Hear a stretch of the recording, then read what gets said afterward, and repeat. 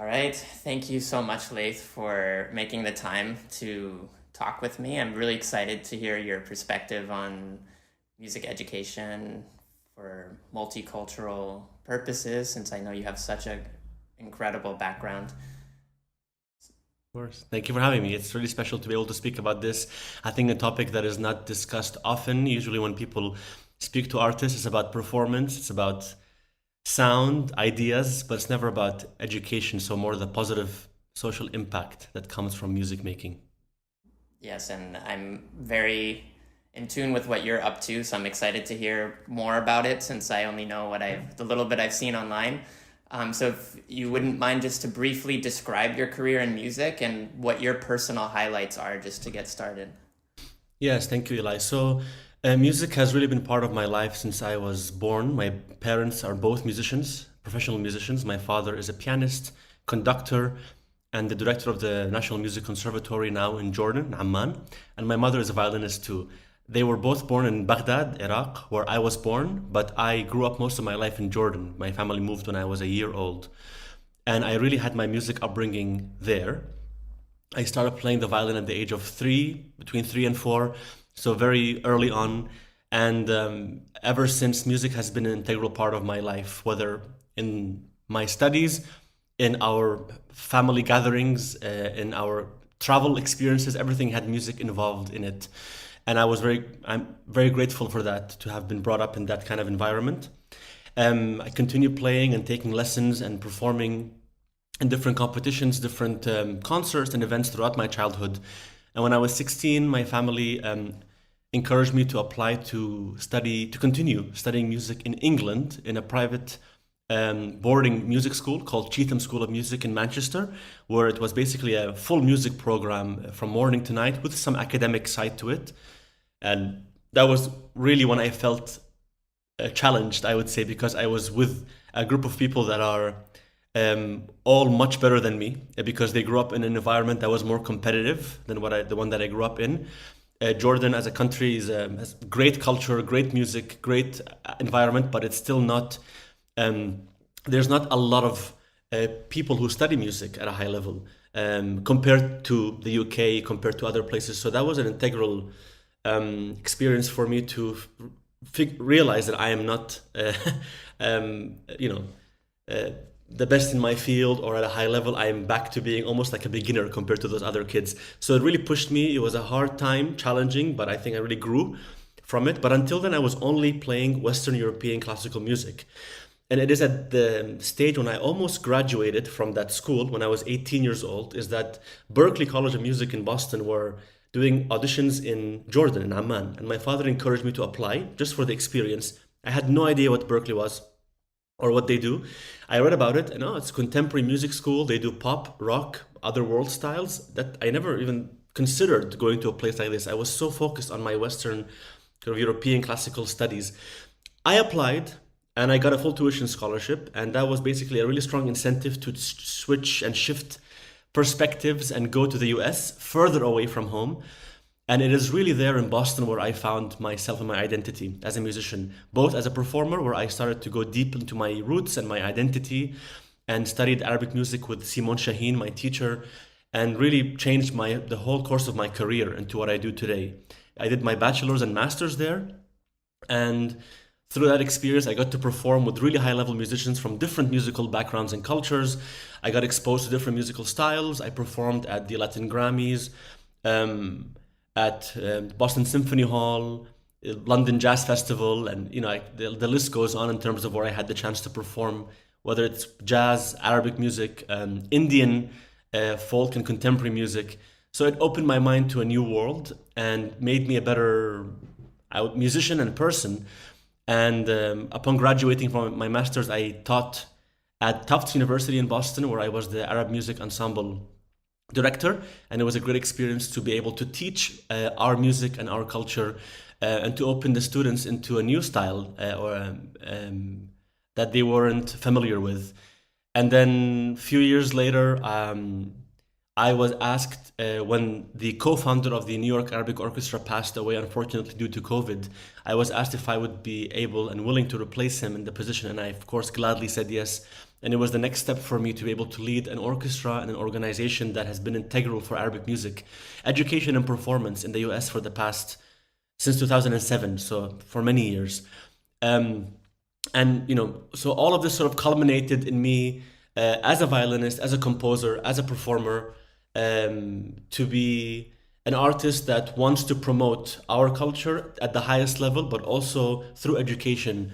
And what I do now is between performance, teaching, and also consulting work to be able to bring this music into different institutions, organizations throughout the world and in different areas. So in a nutshell, this has been the last 30, let's say 27 professional years, I would say, since I started playing the violin until now. So I'm very grateful, and hopefully the journey continues. That's fantastic. Thank you for sharing all of that. And the next question is, at what age did you start learning music? And to follow that, how do you think your music education has benefited your life in non-music related ways? So as I said, I started learning the violin at the age of 3, but not just the violin. I would say I started learning music because at a conservatory you are really introduced to all aspects of music learning, theory, ear training, performance, some form of composition, even at a young age, which was a lot of fun in Jordan at the conservatory. And I think that I was also a big fan of sports. When I was a kid, I would play football or soccer, you want to call it, or some basketball in school. So the competitiveness of sport was great and something I enjoyed a lot. But really what music has taught me is that you can be collaborative in competition. And that I think was a really important aspect into me growing up and bringing all those experiences into my life. I also had the chance to travel, as I mentioned, when I was a kid. And so, for example, when I was maybe 10 years old, I had the chance to perform in Lithuania in a music festival in Latvia. Was it in Latvia or Lithuania? One or the two. It's called the Kaunas Music Festival. And so just being able to be in a different country in Europe at a young age and to meet different people, hear different sounds, languages, that opened my mind, and I realized that the world was much bigger than where I was in Jordan, and I could aspire for more. And maybe that wouldn't have been possible if I did not have the chance to study music. Music took me to these places, and it still does. I would say I wouldn't be able to travel as much as I do without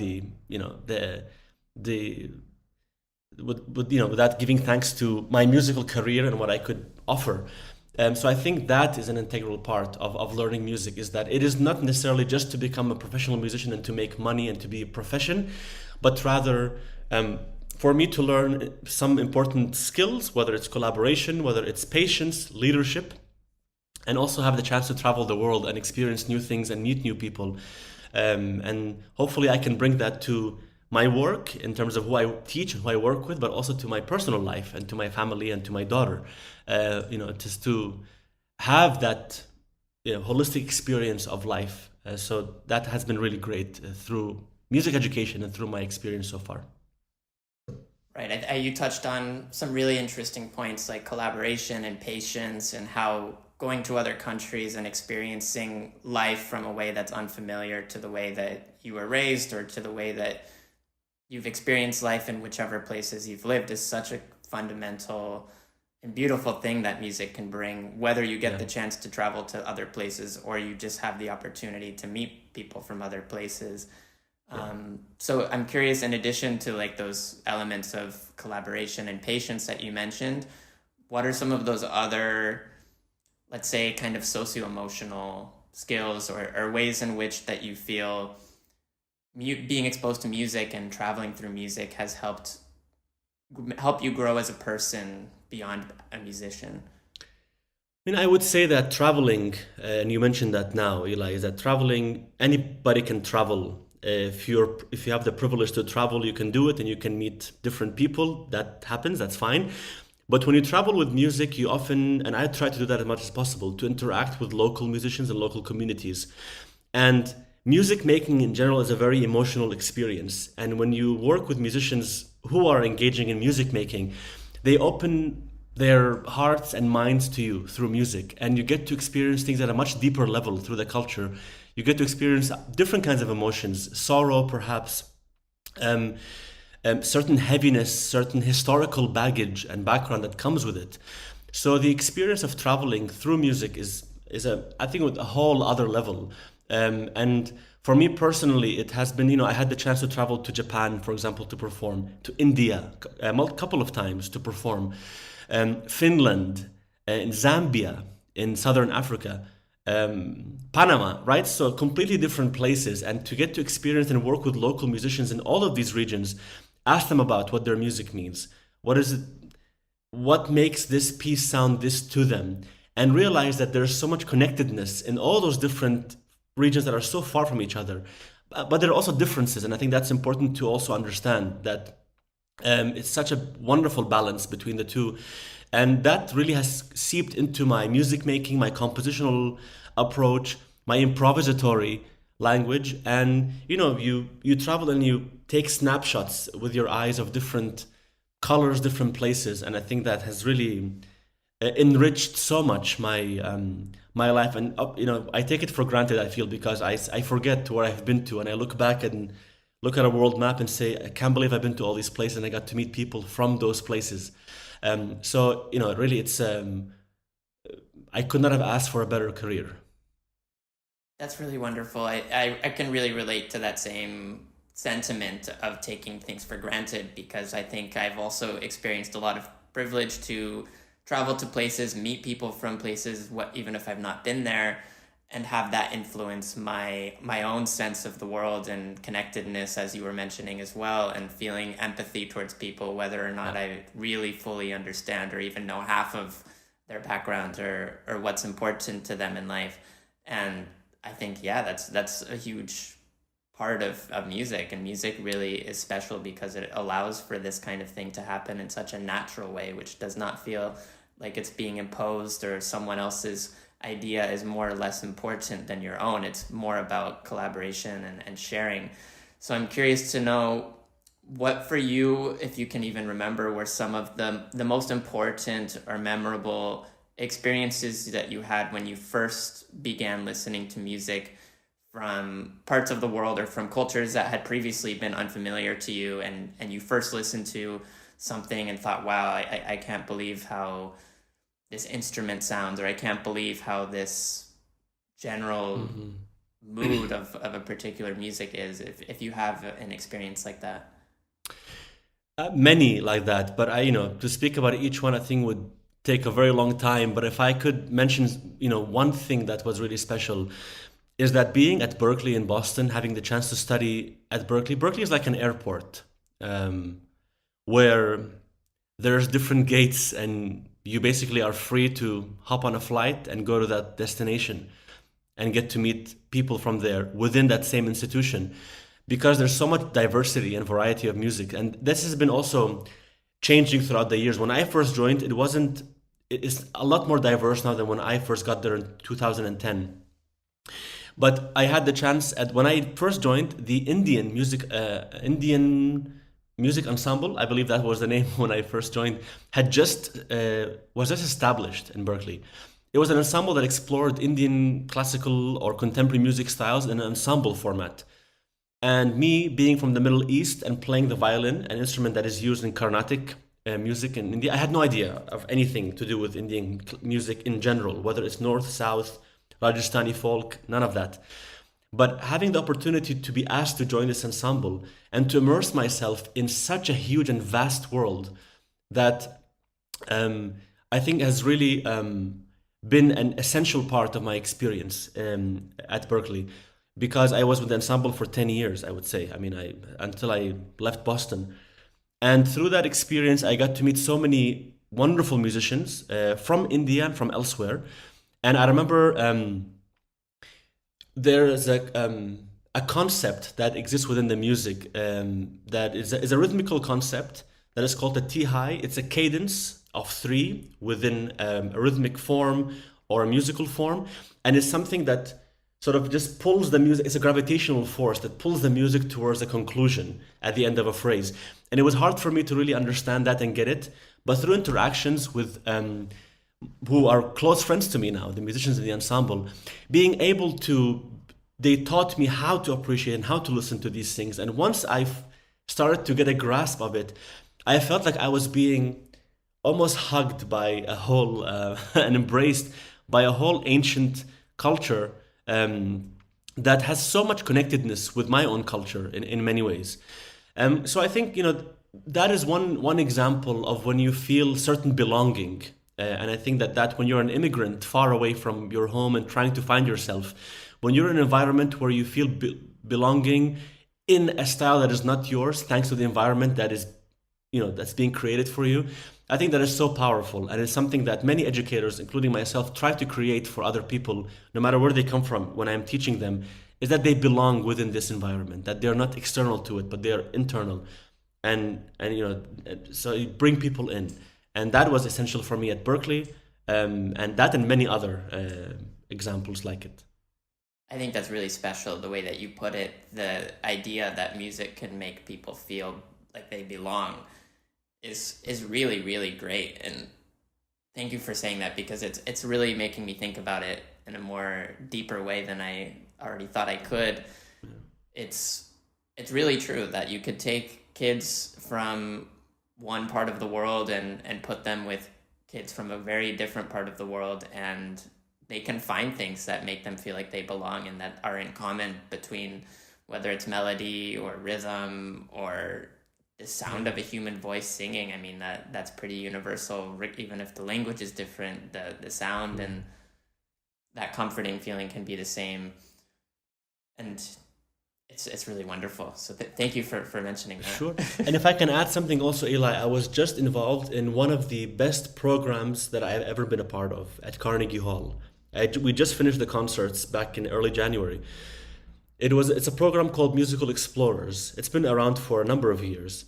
And what they do is every semester they invite 3 artists from different areas of the world. In the case of this past January, it was myself representing Iraqi folk music.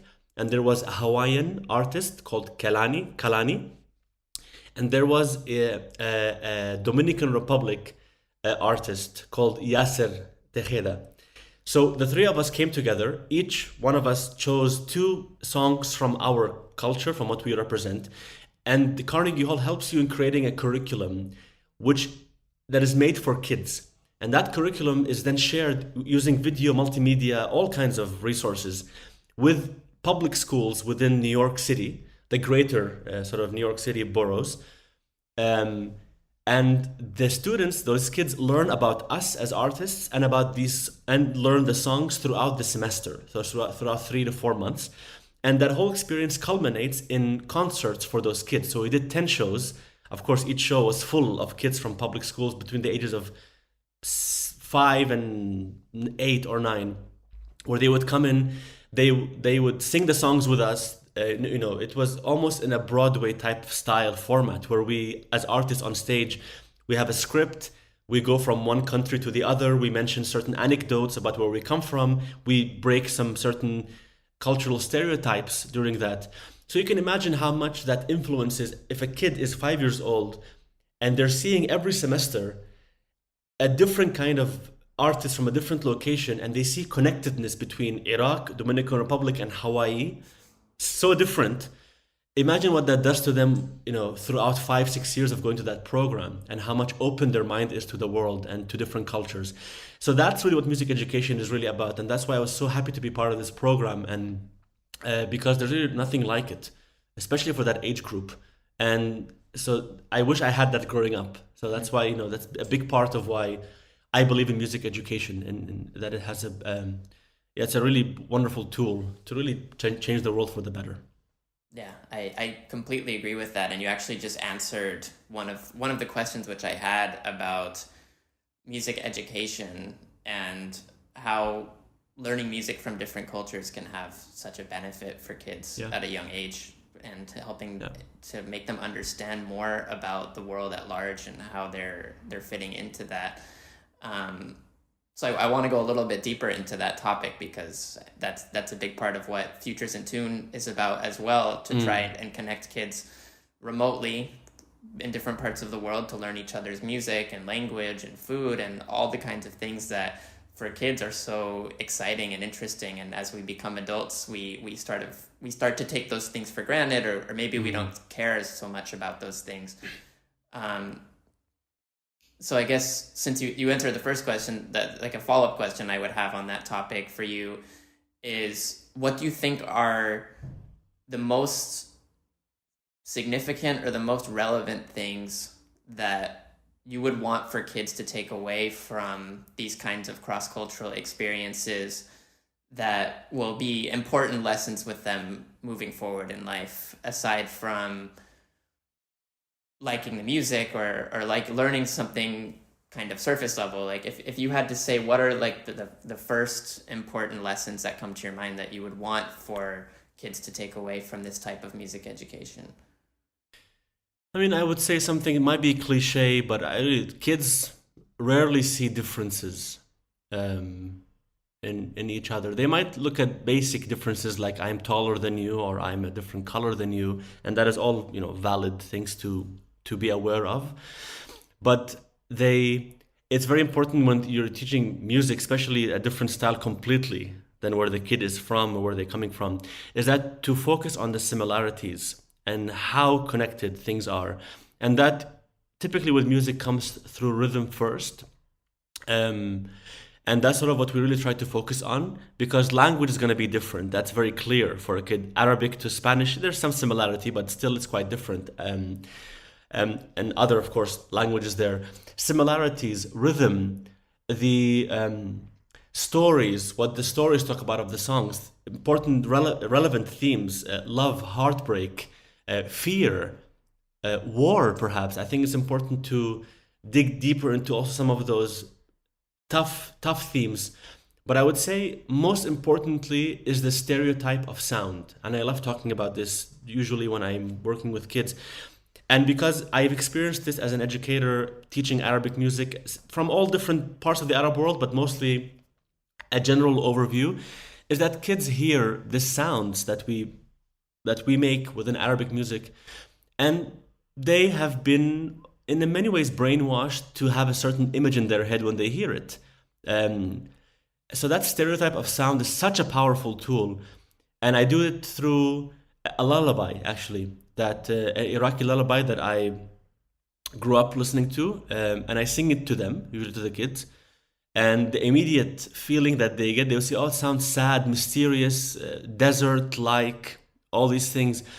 But then when I explain to them what it really means, it's really about comfort. It's really about like deep comfort and feeling of safety. And that switch and that click that you can do in a kid's mind to think like, oh, what it sounds to me is not always what it means.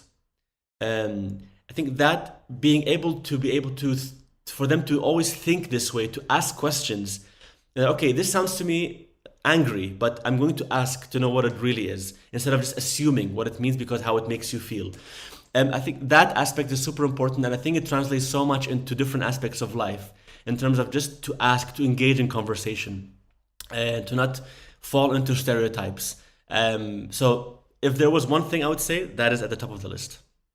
That's fantastic. I think that's really applicable, as you said, in many areas of life, that people are so quick to hear a little bit of what someone started to say and then just fill the rest in their mind and pay very little attention to the remainder of what the person has to say, which may actually have nothing to do with the way that the sentence started.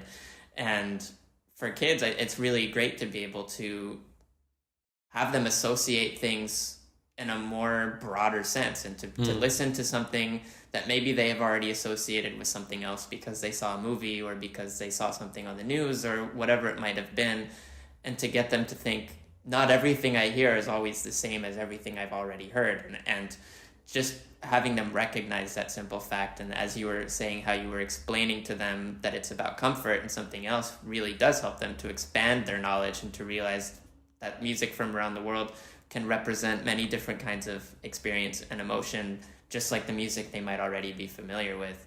And that element of asking instead of assuming is really, really important for kids to do. And I think that's something we're trying to do with our program as well, and encouraging them and making them feel like it's okay and accepted to ask a question and to recognize sometimes we don't have all the answers. Sometimes the teacher doesn't have the answer. Like sometimes a kid is going to ask something about a song in Hindi, which one of our teachers sent but is being played for the kids in LA or in South Africa, and the teacher might not know. So then the teacher being a model of that behavior and saying, that's a really great question, I also would like to know that answer. Let's go and go to our trusted source and that we have trust with and are close with, to be able to ask them and to have even better have their students answer those questions for them. It's really nice to see things like our students asking questions on video and then having those videos played for the students in these other places, and then having those students record videos to answer them back and feel like they're actually getting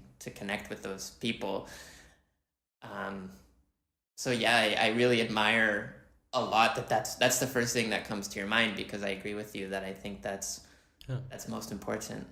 And if anybody's listening to this talk who has a toddler, because I have a 2.5-year-old, and at this age they are constantly asking questions and it can get tiring, but I realize that it is the most important part of development, and it should be encouraged to keep asking questions. That again, what is this? It's a phone. Ask me again. What is this? It's a phone. Ask me again. It's okay. It's a phone.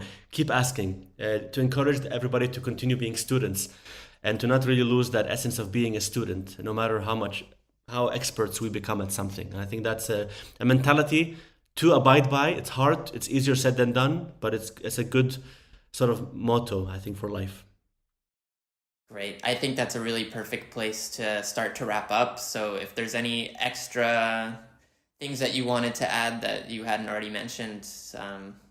No, Eli, I just wanna thank you for inviting me for this talk. I think it's important work. What you're doing, music education should be not enforce is the wrong word, but there should be a bigger focus on music education in the world through different ways, and breaking again that stereotype that it's okay. You want your kid to become a great doctor, music will help them become a great doctor. If you want them to become a great astronaut, music will help them become a great astronaut. A president, one day, music will be a great tool for them to become presidents. That it is a tool that assists and helps. It would not be it will not pull you back. And I think that's a stereotype that exists in many parts of the world. But I thank you for what you do and sort of to break that pattern, because I think it's very important. Thank you so much for adding that. I really appreciate that. So thank you for taking the time. I really appreciate it. Of course. Thank you, Eli. Thanks, everybody.